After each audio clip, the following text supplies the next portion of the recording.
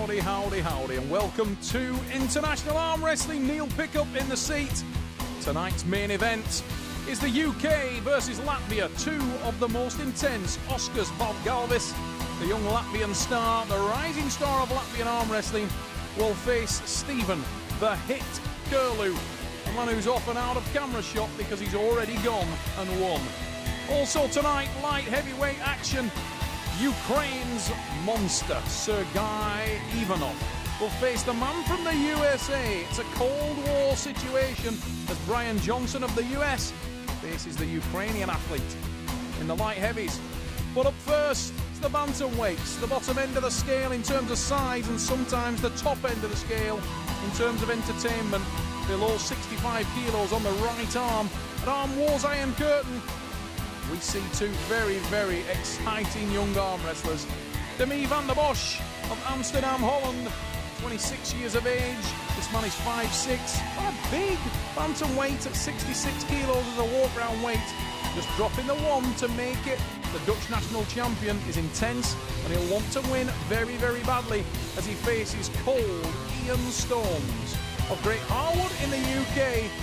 The opposite end of the scale in terms of age, 48 years old. This man is tried and tested on the arm wrestling table.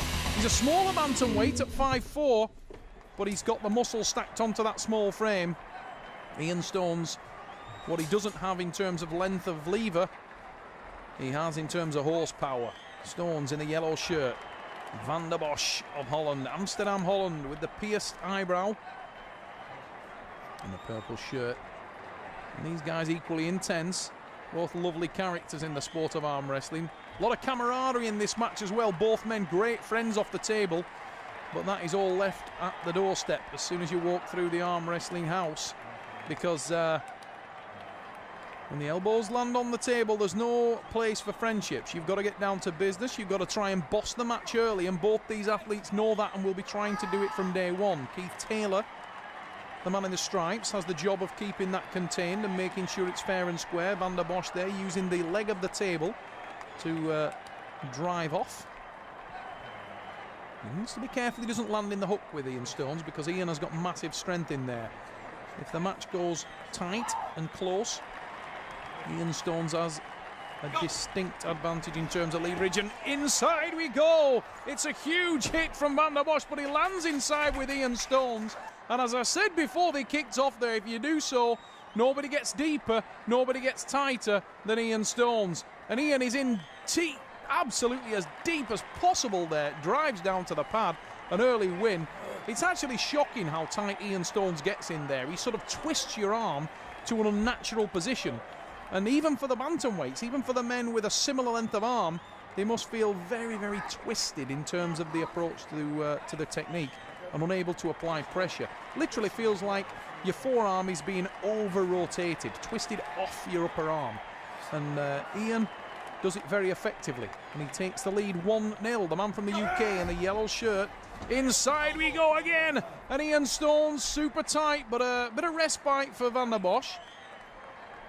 He gets an elbow foul. Yeah, you can see it on the replay. He was off the side of the pad. The first man in the house to spot it was Keith Taylor, our referee. Van der Bosch probably done a favour there. He landed in a hook, and Ian Stones was super deep once again. And the veteran athlete there, I don't want to call him old athlete, because he certainly isn't old in terms of arm wrestling years. There's guys just as old who are still dominating the world, but Ian Stones, let's call him experienced. He's definitely been around the game for a number of years, 20-odd years experience as a professional arm wrestler, and he's still world class. Oh, that time Ian Stones drives it to the pad, and you can see the pain on Demi van der Bosch there, and he tries a different approach, trying to get into a top roll, but a little bit too much. I'm joking before the start there, he knows he can't get away with that, but you've got to try. If you ain't cheating, you ain't trying. Demi van der Bosch trying to get over the hand. Keith Taylor will be bringing them to centre, and Ian Stones pointed it out there just to make sure that he does. Ian will be quite relaxed now. He knows that he's got the power and potential to win this pull. Demi van der Bosch hits hard this time. We are deep inside in the centre of the table. Stones driving down now. Van der Bosch is engaging the bicep. Oh, Ian Stones with the win, and Ian now will be a happy chappy because he's gone to 3 and he knows he can't lose. Stones with the drive down. Van der Bosch holding at the base, but Ian Stones so tight, so deep. There's the drag and the win. A little celebration roar there from Ian Stones. Yeah, a much more relaxed individual now. He's a very thickly built, powerfully built man. A lot of muscle stacked onto that tiny frame. Ian Stones, a little bit like Pierre Branders in that respect. Both men not tall, but extremely solid. If you go up and you pat the back of Ian Stones, pat his shoulder, his arm, he feels like a brick wall. Every ounce of him is rock strong. Oh, unfortunate for me, Demi van der Bosch. Look at that on the replay. The elbow is so close to the edge of the pad. He's in a losing position. The elbow comes off, and it's a foul in a losing position. Ian Stones won't have wanted that, but he'll take it all day. 4 pins, UK. Ian Stones with the win. And Ian Stones now knows he's got the pin under his belt. Will he try something different? Stones training out of the Freak Shop in Lancashire, northwest England. We're on home ground at the Dunkenhalgh Hotel and Spa for Ian. Stones, a lot of ability. You rarely see him come out of his favoured technique of the hook. You can see the camaraderie between these two athletes hasn't changed one bit, although Demi van der Bosch, the man from Holland, needs to try something different. Because it's evident that at this point in time he's definitely struggling to get past the hook of Ian Stones. We've driven inside there again, but Demi van der Bosch trying to gain leverage. He moves to the back of the pad, and it's a very, very bad move. Ian Stones is dominant in there. Super strong in the hook. Stones wants to get it going quickly. Stones trying to get a little bit of a wind up and leave a bad taste in the mouth. Demi van der Bosch just came up short today. Stones with the win.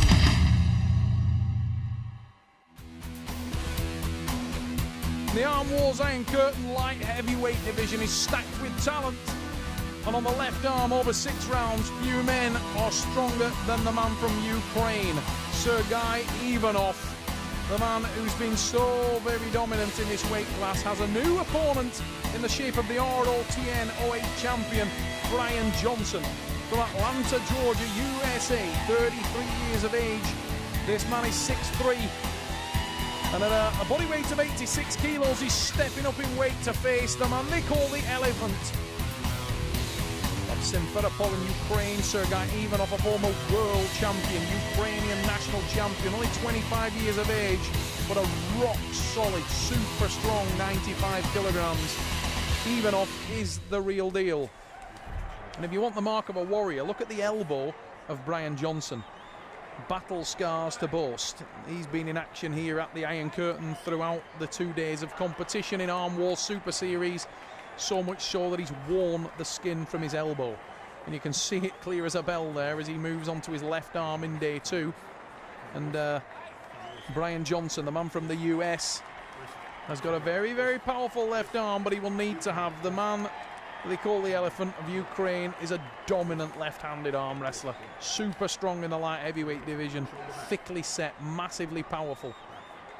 The endurance of Brian Johnson, however, poses a threat for anybody. You need to finish this man early, because if he stops you, he will make you work. I guarantee you that. Johnson is massively strong and tremendous endurance. Huge hit from Ivanov. Driving down. Can't finish, though, and that's ominous. Brian Johnson tightens, and you can see the American edging ever closer. Oh, interesting match, this one. The man from Ukraine is unable to finish. Watch for the counter from Johnson. Now the pressure comes on. The man from the USA will engage the tricep, pressing down with that. And this is an interesting encounter in round number 1, because it's how much it's going to take out of each athlete. Brian Johnson maybe doesn't have the top end power, but Ivanov is unable to finish. I think he thought he had finished on that occasion, but the counter from Johnson, we knew it would come, and there it is. It's a win for USA, and what a start for Brian Johnson. Johnson stopped Ivanov off the pad, and few would have predicted that. You can see straight out of the blocks, Sergei Ivanov drove down And he's looking at Richard Poole, the referee, as though that's a pin, that's a pin. None of them were. Brian Johnson, meanwhile, sneaking round. You could see there, Ivanov even smiling, saying to Richard Poole, that has got to be a win. But Brian Johnson wasn't having any of it.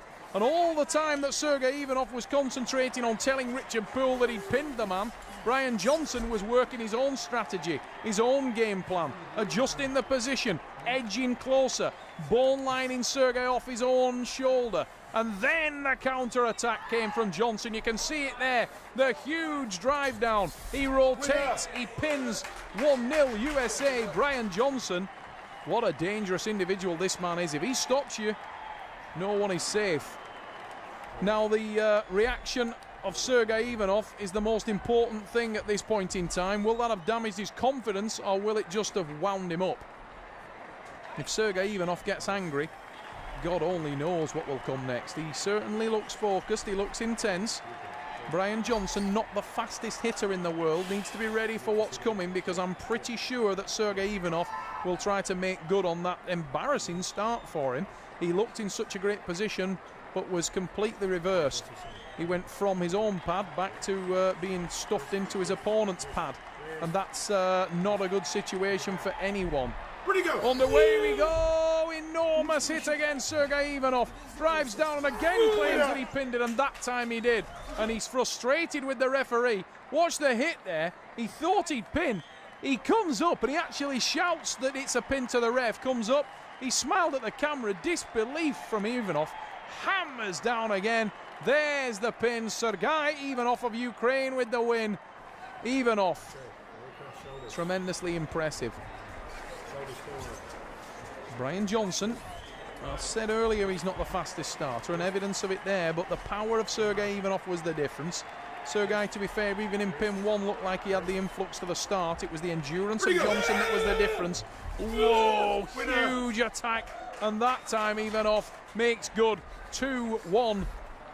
Champion's response, you may say, but Sergei Ivanov was stung in pin 1, but he certainly found his own sting the last 2. He has definitely come back with a vengeance. Oh, aggressive hit from the man from Ukraine again, and Ivanov with the win, takes it to 3, and he knows now he's secured his own title once again. Huge drive again. Sergei Ivanov takes the pin. What a powerful young man the Ukrainian is. And the man from Ukraine will have been only made more angry, more aggressive and more intense by that early loss. And the writing was on the wall in some respects at that point, because Brian Johnson probably made it a harder task for himself. But he'll have liked the fact that he got that one on the board early, and it certainly looked impressive. I know I enjoyed watching the two men clash in that first pin. Giving it no time. Oh, look at the aggression on the hit from Sergei Ivanov. And he seems to have that extra gear. Drives, can't finish, comes up, engages the tricep. There's the second hit. Ivanov takes it to 4-1. Needs only one more. And he's looking at his, just checking actually with Artem Tainov, his teammate in the crowd there. Actually asking Artem, I need one more. Artem says, yeah. And he prepares to try the same soup warmed over with Brian Johnson. Johnson needs one for pride. He got the one early on and hasn't been able to repeat the performance. Can he stop the man from Ukraine? If he can, he certainly has the power. Oh, Ivanov again though. He's so early with the hit. And Sergei Ivanov from Ukraine. Watch on the replay. There's the hit. Comes up, collects his breath. Second hit. World champion Ivanov of Ukraine with the win in Arm Wars Iron Curtain.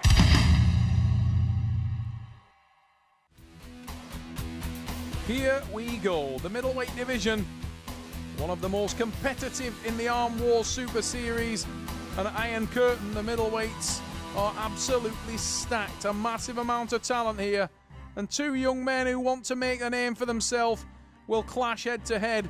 Let's take a look at the hit from Milton Keynes in the UK, Stephen Kirlew.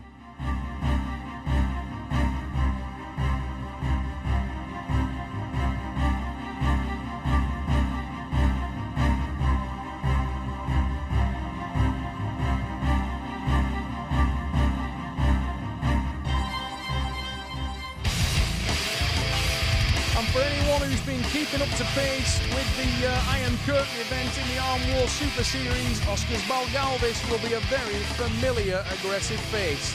The man from Latvia brings fire to the table every time he arm wrestles.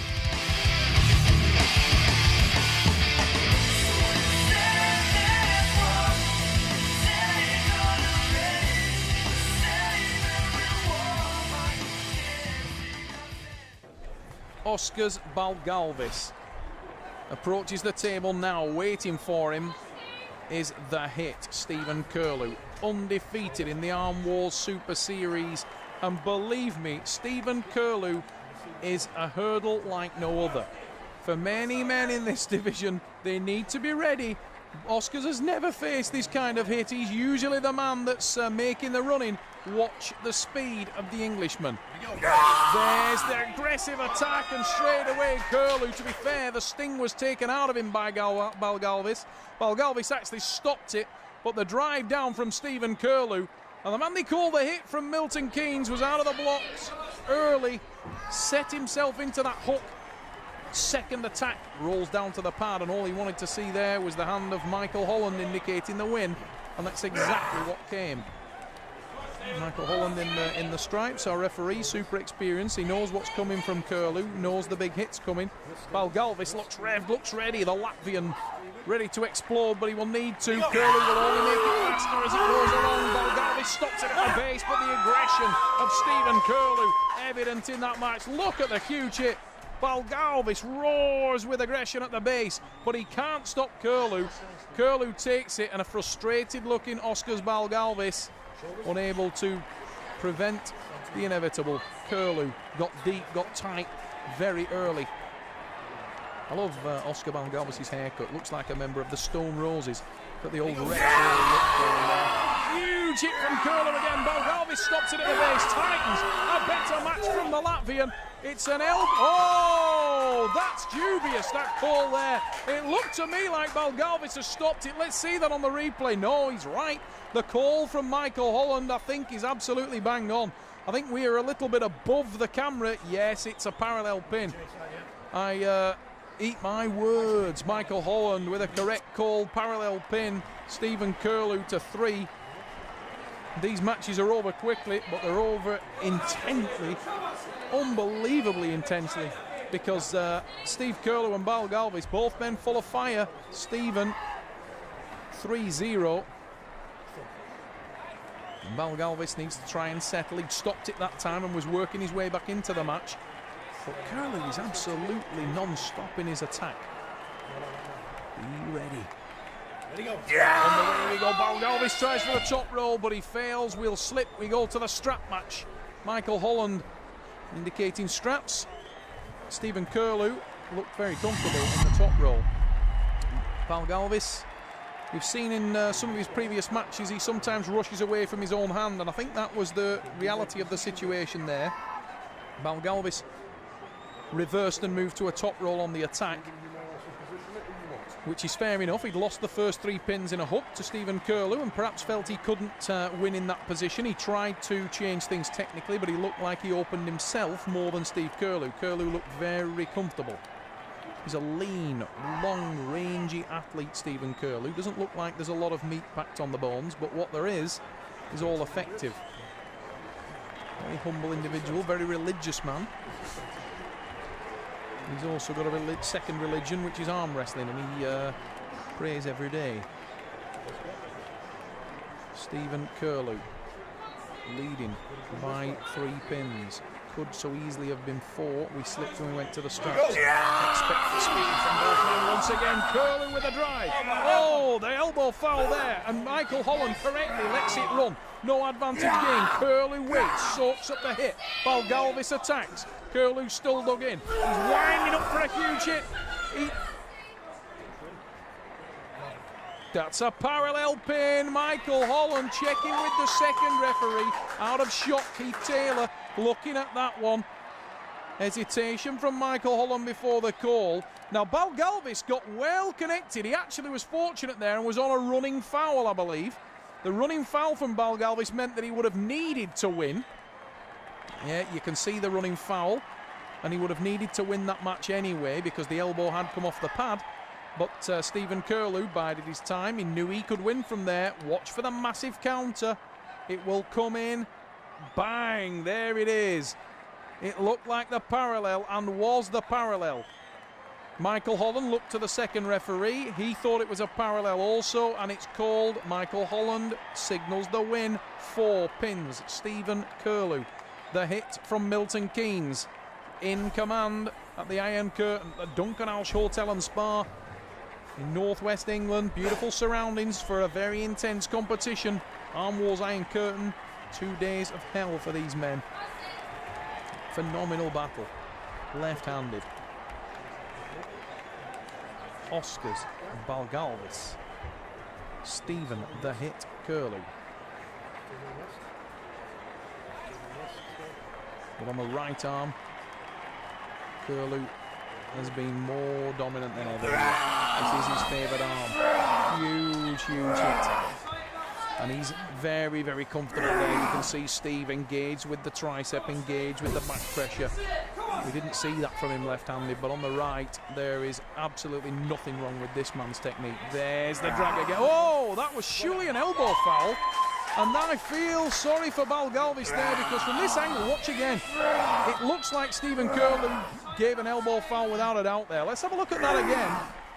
Watch the elbow of Stephen Kirlew. A little bit of a harsh decision. I'm sure this was an elbow foul. Maybe ruled that it was on the pad before it was given, but that is arguable. But I can tell you that elbow came off for me. And Balgalvis very unlucky there. Oskars Balgalvis has justification. To be fair, he looked like he was only an inch from the pad anyway. It may have made no difference, but fair's fair, and I thought that was an elbow foul. Stephen Kirlew, nonetheless, got the nod. And he's at 5 pins. Oskars Balgalvis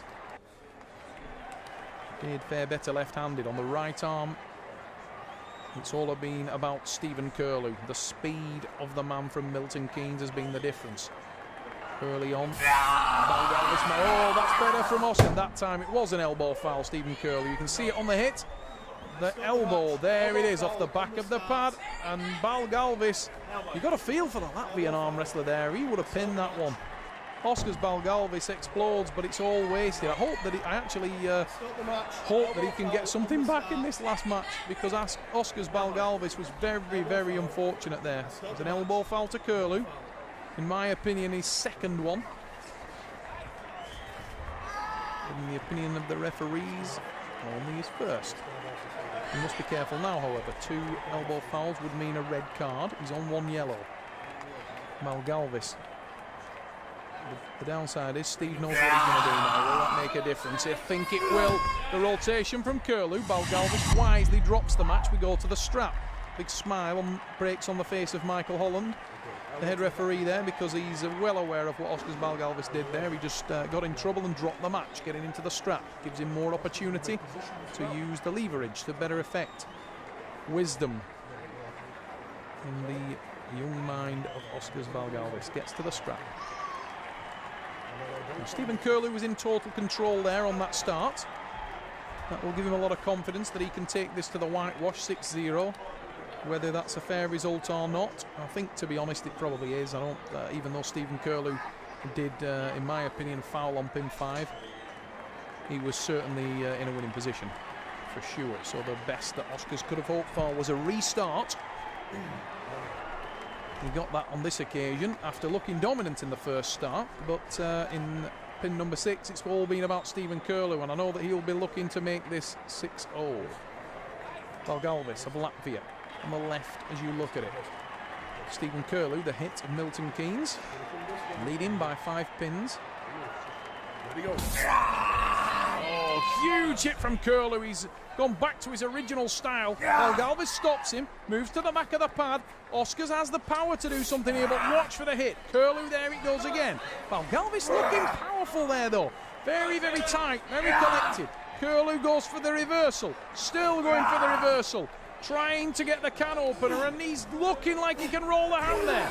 There's a great hit again. Stephen Kirlew makes it 6, remains undefeated. Milton Keynes with the win.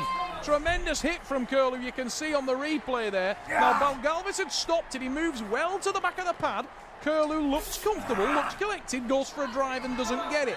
Now watch the man from Milton Keynes now. He tries to get behind his arm, adjust the hand, tries to rotate. There's the back pressure, couldn't get it. Tries again with the back pressure. Watch the reversal now. Bang, there's the pin. Milton Keynes, that's the name. Stephen Kirlew has the hit. Winner, Great Britain.